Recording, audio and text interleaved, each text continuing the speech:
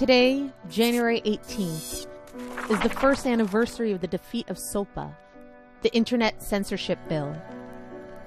And this weekend, we celebrate the legacy of Dr. Martin Luther King Jr. Dr. King's I Have a Dream speech is as relevant today as it was in 1963. To honor his legacy as a freedom fighter, we're asking everyone to share this full video of his historic speech. But I Have a Dream is copyrighted, so sharing it is illegal. If SOPA had passed, you could have gone to jail for it, and entire websites could have been shut down just for linking to it. King's call for racial justice is too important to be censored by broken copyright laws. Celebrate your freedom. Share this video now.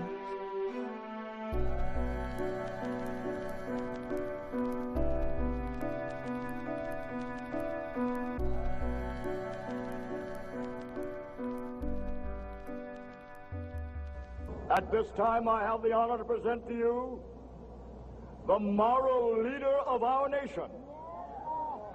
I have the pleasure to present to you Dr. Martin Luther King, Jr.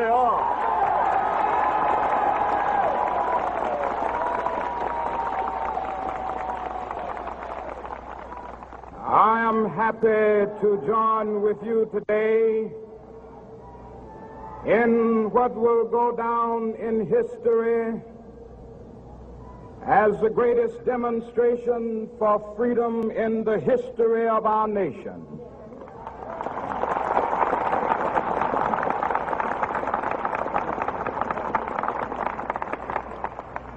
Five score years ago, a great American in whose symbolic shadow we stand today signed the Emancipation Proclamation. This momentous decree came as a great beacon light of hope to millions of Negro slaves who had been seared in the flames of withering injustice. It came as a joyous daybreak to end the long night of their captivity. But 100 years later,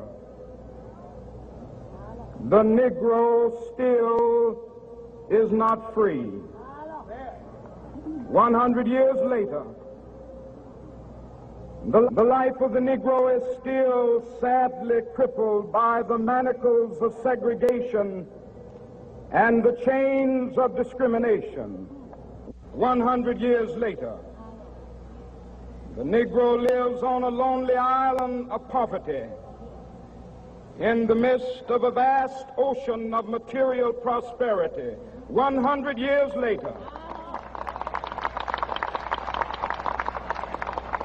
the Negro is still languished in the corners of American society and finds himself in exile in his own land.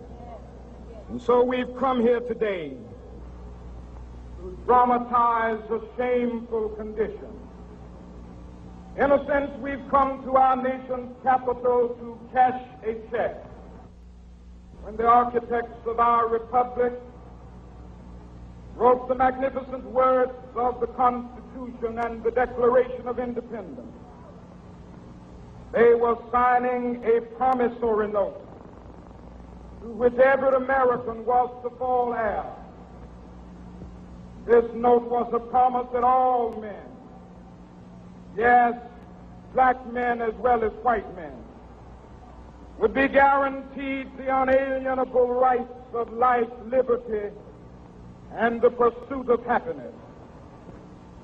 It is obvious today that America has defaulted on this promissory note insofar as her citizens of color are concerned. Instead of honoring this sacred obligation, America has given the Negro people a bad check, a check which has come back marked insufficient funds.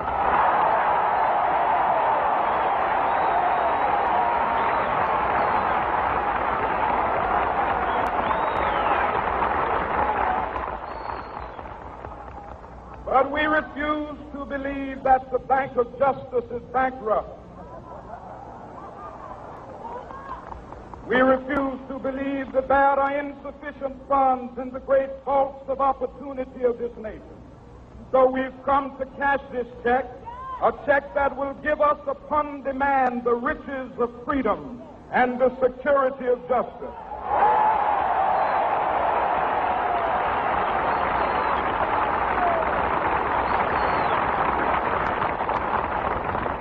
We have also come to this hallowed spot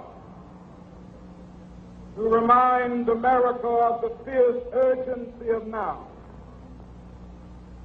This is no time to engage in the luxury of cooling off or to take the tranquilizing drug of gradualism.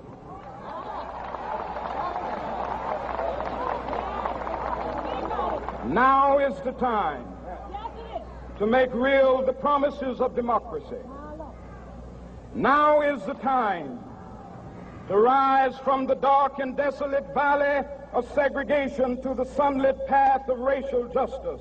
Now is the time to lift our nation from the quicksands of racial injustice to the solid rock of brotherhood. Now is the time to make justice a reality for all of God's children. It would be fatal for the nation to overlook the urgency of the moment. This sweltering summit of the Negro's legitimate discontent will not pass until there is an invigorating autumn of freedom and equality. 1963 is not an end, but a beginning. Those who hope that the Negro needed to blow off steam and will now be content will have a rude awakening if the nation returns to business as usual.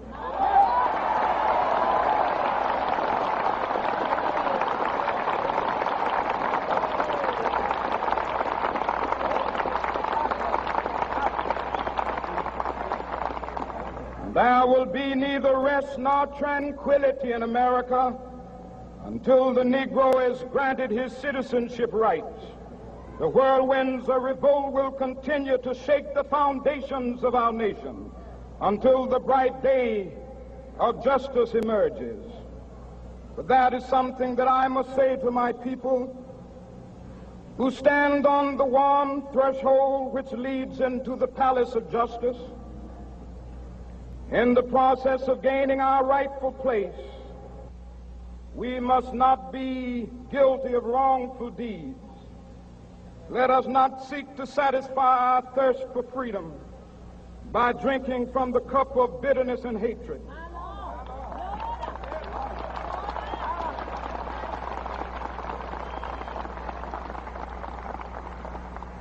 We must forever conduct our struggle on the high plane of dignity and discipline. We must not allow our creative protests to degenerate into physical violence. Again and again, we must rise to the majestic heights of meeting physical force with soul force. The marvelous new militancy which has engulfed the Negro community must not lead us to a distrust of all white people. For many of our white brothers, as evidenced by their presence here today, have come to realize that their destiny is tied up with our destiny.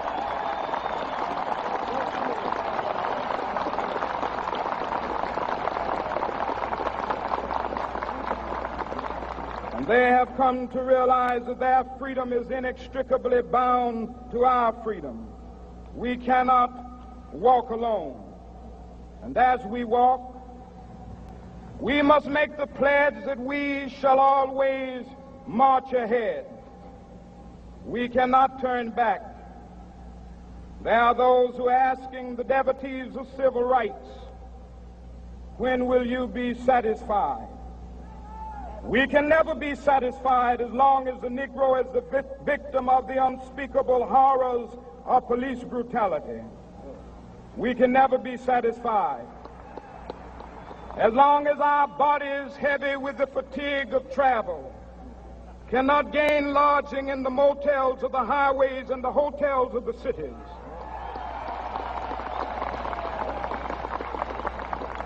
We cannot be satisfied as long as the Negro's basic mobility is from a smaller ghetto to a larger one.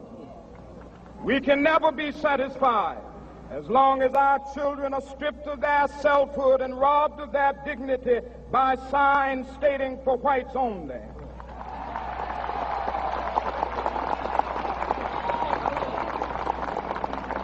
We cannot be satisfied as long as a Negro in Mississippi cannot vote and a Negro in New York believes he has nothing for which to vote.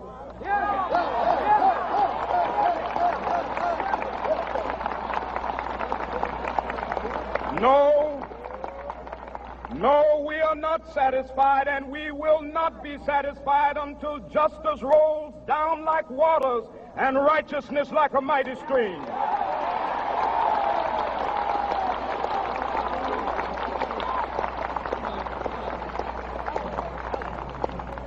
I am not unmindful that some of you have come here out of great trials and tribulations.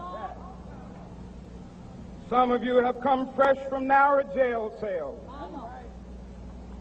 Some of you have come from areas where your quest for freedom left you battered by the storms of persecution and staggered by the winds of police brutality. You have been the veterans of creative suffering. Continue to work with the faith that unearned suffering is redemptive. Go back to Mississippi. Go back to Alabama. Go back to South Carolina. Go back to Georgia. Go back to Louisiana. Go back to the slums and ghettos of our northern cities. Knowing that somehow this situation can and will be changed. Let us not wallow in the valley of despair. I say to you today, my friend,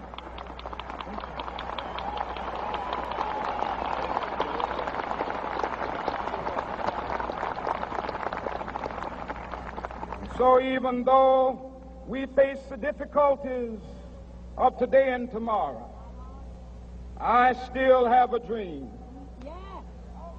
It is a dream deeply rooted in the American dream. I have a dream that one day this nation will rise up and live out the true meaning of its creed. We hold these truths to be self-evident, that all men are created equal.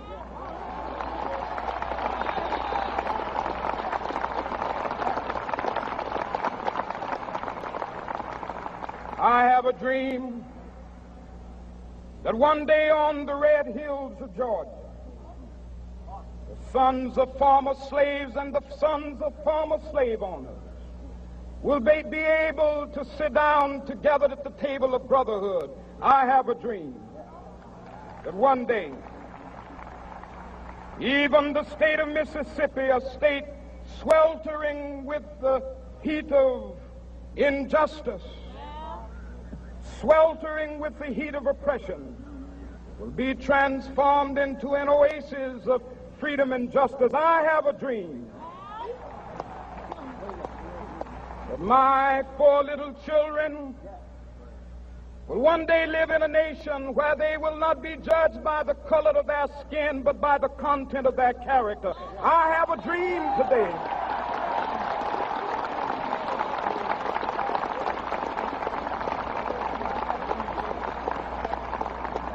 I have a dream that one day, down in Alabama, with its vicious racists, with its governor having his lips dripping with the words of interposition and nullification, one day right there in Alabama, little black boys and black girls will be able to join hands with little white boys and white girls as sisters and brothers. I have a dream today.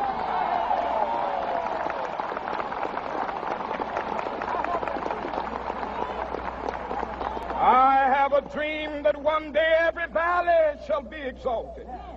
And every hill and mountain shall be made low, the rough places will be made plain, and the crooked places will be made straight. And the glory of the Lord shall be revealed, and all flesh shall see it together. This is our hope. This is the faith that I go back to the South with. With this faith, we will be able to hew out of the mountain of despair a stone of hope. With this faith, we will be able to transform the jangling discords of our nation into a beautiful symphony of brotherhood. With this faith, we will be able to work together, to pray together, to struggle together, to go to jail together, to stand up for freedom together, knowing that we will be free one day. This will be the day. This will be the day when all of God's children will be able to sing with new meaning, my country, tears of thee. Sweet land of liberty, of thee I sing. Land where my fathers died, land of the pilgrim's pride. From every mountainside, let freedom ring. And if America is to be a great nation, this must become true. And so let freedom ring. From the prodigious hilltops of New Hampshire, let freedom ring. From the mighty mountains of New York, let freedom ring. From the heightening Alleghanies of Pennsylvania, let freedom ring. From the snow-capped Rockies of Colorado, let freedom ring. From the curvaceous slopes of California. But not only that, let freedom ring from Stone Mountain of Georgia. Let freedom ring from Lookout Mountain of Tennessee. Let freedom ring from every hill and molehill of Mississippi, from every mountainside. Let freedom ring. And when this happens, and when we allow freedom ring, when we let it ring from every village and every hamlet, from every state and every city, we will be able to speed up that day when all of God's children, black men and white men, Jews and Gentiles, Protestants and Catholics, will be able to join hands and sing in the words of the old Negro spiritual, free at last, thank God Almighty, we are free at last.